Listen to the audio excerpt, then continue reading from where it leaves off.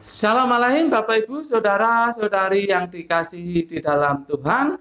Berjumpa kembali dengan saya di dalam pembelajaran firman Tuhan. Sebelumnya kita berdoa. Bapa, di dalam nama Tuhan Yesus, terima kasih untuk waktu ini. Engkau berikan bagi kami karena kami ingin belajar firman-Mu.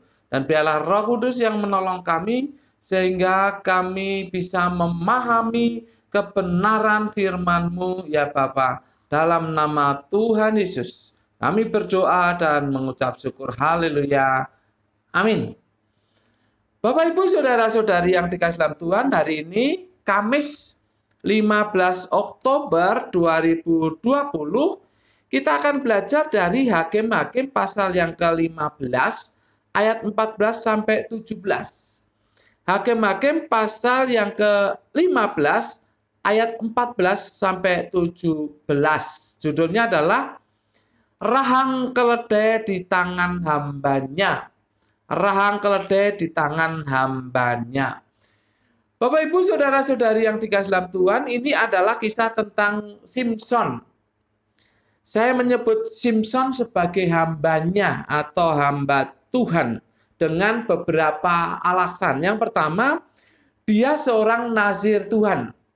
Dia seorang nazir Tuhan. Yang kedua, dia seorang hakim yang dipilih oleh Tuhan.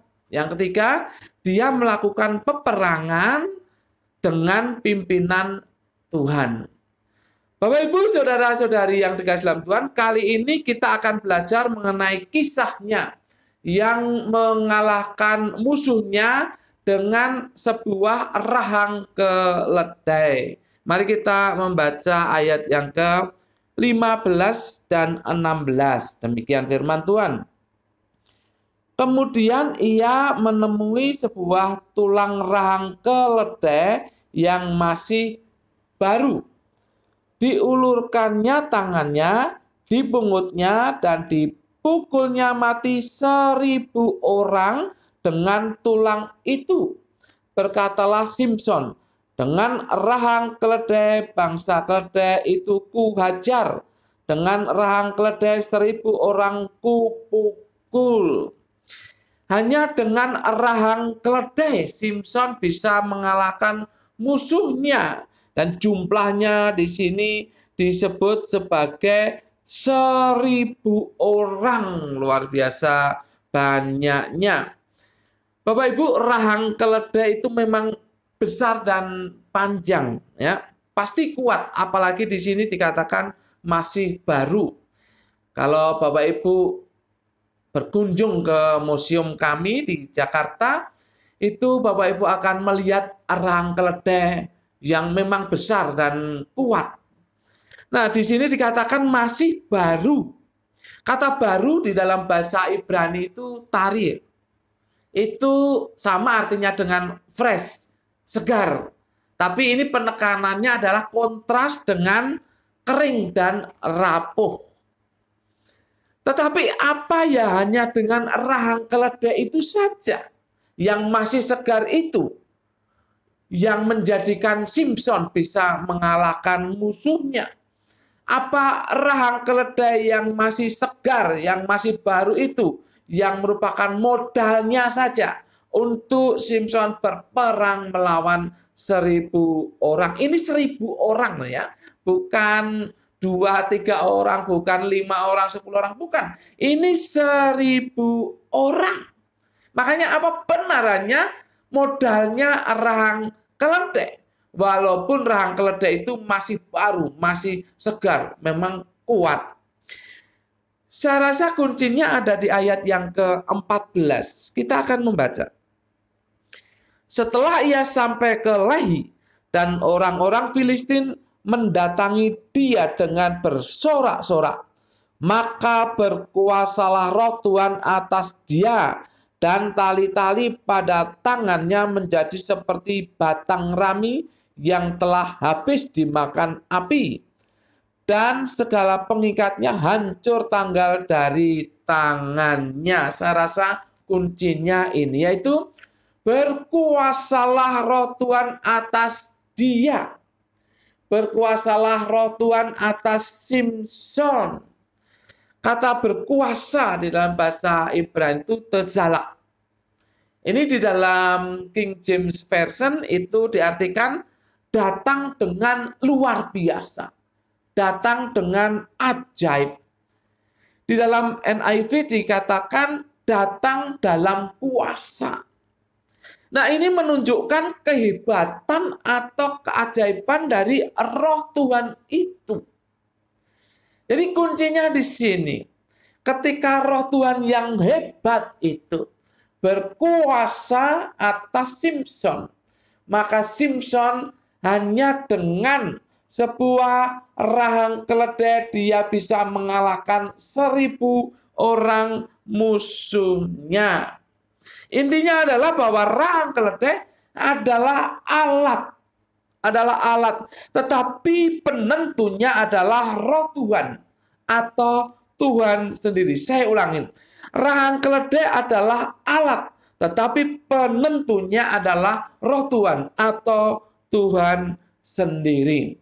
Jadi kemenangan Simson bukan hanya sekedar dengan rahang keledai itu, tetapi yang menentukan adalah Roh Tuhan. Yang menentukan adalah Tuhan sendiri yang berkuasa atas dia. Bapak, Ibu, Saudara-saudari yang dikasihi dalam Tuhan, peperangan kita sekarang bukanlah peperangan melawan orang secara fisik. Peperangan kita sekarang adalah peperangan menghadapi musuh kehidupan. Kita menghadapi masalah-masalah kehidupan. Kita menghadapi tekanan-tekanan, himpitan-himpitan. Kita menghadapi sakit penyakit. Kita menghadapi pencobaan. Itulah peperangan yang dihadapi oleh kita saat ini. Ada 2 hal penting yang perlu Bapak Ibu ketahui dan sadari di sini. Yang pertama, izinkan Tuhan berkuasa atas Anda. Izinkan Tuhan berkuasa atas Bapak, Ibu, saudara-saudari, dan saya. Izinkan Tuhan berkuasa. Karena itulah yang menjadi penentu. Itulah yang menjadi penentu kemenangan kita dalam peperangan menghadapi masalah kehidupan. Penentunya adalah Roh Tuhan yang berkuasa atas kita. Penentunya adalah Tuhan sendiri. Yang pertama. Yang kedua, jadilah peka bahwa sesungguhnya alat yang hendak dipakai oleh Tuhan untuk kita bisa mengalahkan musuh-musuh kehidupan itu ada di sekitar kita. Ada di sekitar kita, Bapak Ibu. Oleh sebab itu jadilah peka mana ini yang akan dipakai oleh Tuhan untuk mengalahkan musuh-musuh kehidupan kita. Kita jangan berpikir terlampau jauh ke sana, di mana kita memikirkan bahwa apa yang bisa kita pakai itu ada di jauh di sana, ada di orang-orang tertentu, ada di tempat-tempat tertentu. Oh tidak, alat yang dipakai Tuhan ada di sekitar Anda. Oleh sebab itu, jadilah peka. Rahang keledai dijumpai oleh Simson ketika dia berjalan, ketika dia menuju satu tempat di mana dia akan diperhadapkan dengan orang Filistin. Di situ dia menemukan rahang keledai. Dan Bapak Ibu juga bisa menemukan alat yang Tuhan hendak pakai di sekitar Bapak Ibu saudara-saudari berada. Tetapi sekali lagi ingat, penentu kemenangan Anda melawan masalah kehidupan adalah Roh Tuhan berkuasa atas Anda atau Tuhan sendiri. Dan alat-alat itu hanya alat dari Tuhan yang bisa dipakai untuk kita melangkah menghadapi masalah. Itu hanya alat dan penentunya adalah Tuhan sendiri. Bapak, Ibu, saudara-saudari yang dikasihi dalam Tuhan, mari kita temukan rahang keledai yang ada di sekitar kita. Mari kita menjadi peka, menemukan hal itu. Dan Tuhan akan menolong kita, dan Tuhan akan memberikan kekuatan kepada kita untuk mengalahkan masalah kehidupan kita. Bapak Ibu mau menang terhadap masalah kehidupan? Saya yakin jawabnya pasti mau. Oleh sebab itu, jadilah peka dan berserah penuh kepada Tuhan. Karena roh Tuhan berkuasa atas Anda dan Anda akan dimenangkan dalam peperangan menghadapi masalah kehidupan. Amin. Mari kita berdoa. Bapa, dalam nama Tuhan Yesus, terima kasih untuk firman-Mu. Kami bersyukur bahwa ketika Engkau menguasai kami, ketika Engkau bertahta di dalam kehidupan kami, maka kami akan bisa mengalahkan masalah kehidupan kami. Terima kasih atas firman-Mu. Bahkan Tuhan, Engkau bisa memakai apa saja di sekitar kami untuk menjadi jalan, untuk menjadi alat-Mu, untuk kami bisa mengatasi penderitaan, mengatasi masalah, himpitan, tekanan yang ada. Terima kasih Bapa atas firman-Mu. Roh Kudus kiranya menolong kami, bukan hanya untuk merenungkan, tetapi untuk melakukan dalam kehidupan kami sehari-hari. Dalam nama Tuhan Yesus, kami berdoa dan mengucap syukur. Semua yang percaya katakan, amin. Tuhan memberkati Bapak Ibu, saudara-saudari, senantiasa